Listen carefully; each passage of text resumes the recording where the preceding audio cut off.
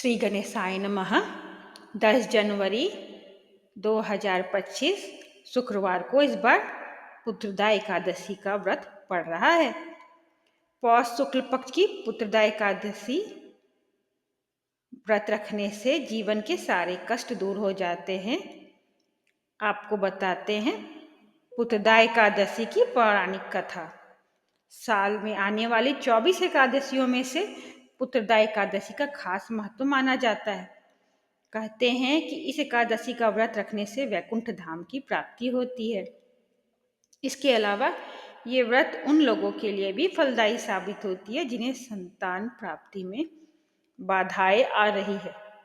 ऐसी मान्यता है कि इस व्रत को रखने से संतान सुख की प्राप्ति तो होती ही है, साथ ही संतान को लंबी आयु की भी प्राप्ति होती है।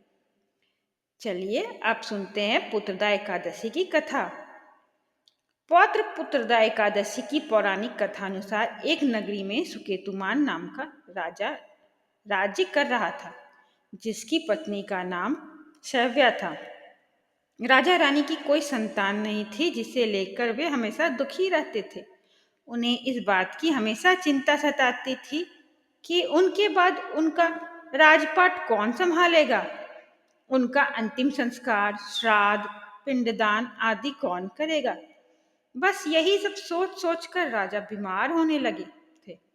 एक दिन राजा जंगल भ्रमण के लिए निकले और वहां जाकर प्रकृति की सुंदरता को देखने लगे। वहां उन्होंने देखा कि कैसे हिरन, मोर और अन्य पशु पक्षी भी अपनी पत्नी व बच्चों के साथ जीवन का आनंद ले रहे हैं।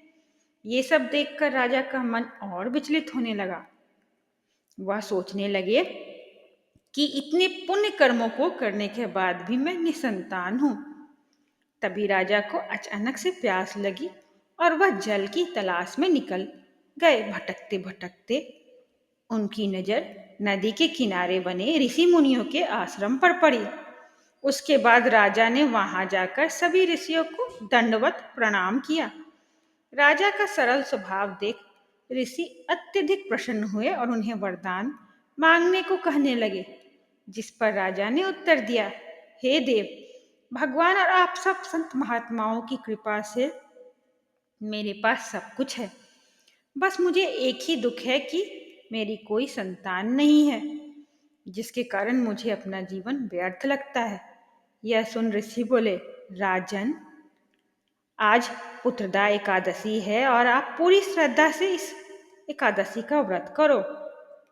ऐसा करने से आपको पुत्र रत्न की अवश्य प्राप्ति होगी। ऋषि की बात सुनकर राजा ने विधि विधान से यह व्रत किया और नियम से के अनुसार द्वादशी के दिन इस व्रत का पारण भी किया।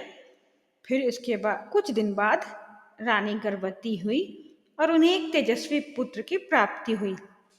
इस प्रकार इस व्रत का महत्व कई गुना बढ़ता चला गया। यहाँ पर पुत्रदा एकादशी व्रत कथा समाप्त हुआ। जय श्री विष्णु, जय श्री हरि।